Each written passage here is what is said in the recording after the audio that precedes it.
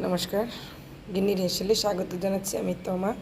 কড়াইয়ে তেল দিয়ে আমি দুটো তেজপাতা, গোটা গরম মশলা দিয়ে পেঁয়াজ কুচি আর গোটা গোটা রসুন দিয়ে দিলাম।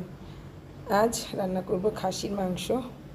লবণ দিয়ে দিলাম, পেঁয়াজ আর একটু হলুদ দিয়ে দিলাম। এবার ভালো করে একটু ভেজে নিয়ে তার মধ্যে আমি এর মধ্যে মাংসগুলো অ্যাড করে দিব। খাসির মাংস রান্না করছি বন্ধুরা, খাসির মাংস রান্না করছি। বাসায় আজ দাদারা আসবে, সেই জন্য খাসির মাংস বানাবো।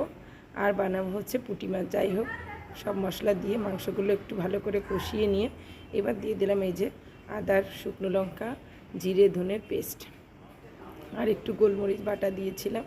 যাই হোক, এই যে মাংসটা কষানো খানিকটার পরে আমি দিয়ে দিলাম খুলনার বিখ্যাত চুই ঝাল আর একটু গোটা রসুন।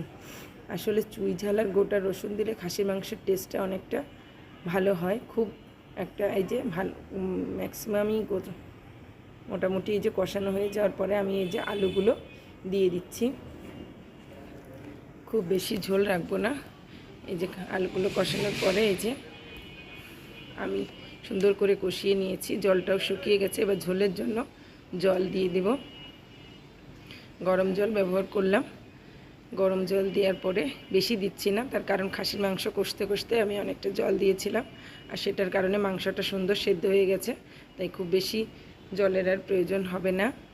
এই যে মাংসটা একটু নাড়িয়ে চাড়িয়ে দিয়ে দিলাম, সুন্দর করে ফুটছে। এবার 40 মিনিট মতো ফোটার পরে রান্না হয়ে যাবে। যাই হোক, এই যে খাসির মাংসটা রেডি হয়ে গেছে। এইবার রান্না করব হচ্ছে পুঁটি মাছ। ওই যে সেদিন আপনাদের সাথে শেয়ার করছিলাম সুন্দর সুন্দর পুঁটি মাছ। এই যে পুঁটি মাছগুলো ঝাল করব সর্ষে বাটা দিয়ে।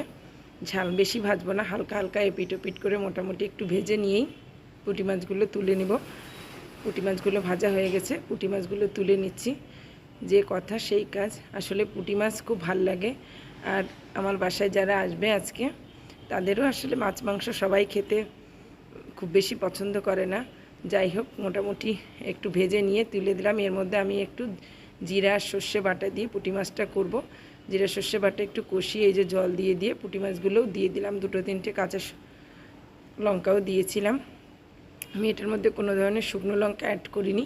এবার ভালো করে ফুটছে, রান্না প্রায় শেষ। এখন একটু দিয়ে দিচ্ছি সরিষার তেল। এই সরিষার দিয়ে পুঁটি মাছের ঝালে একটু সরিষার তেল দিলে খুব ভালো হয়। যে এত সুন্দর ফুটছে, মাছগুলো ভেঙে যাবে ভয়ে আমি কড়াই ধরে নাড়িয়ে দিচ্ছিলাম। এই যে মাছগুলো রান্না শেষ। তো আজ বানিয়েছিলাম পুঁটি মাছ আর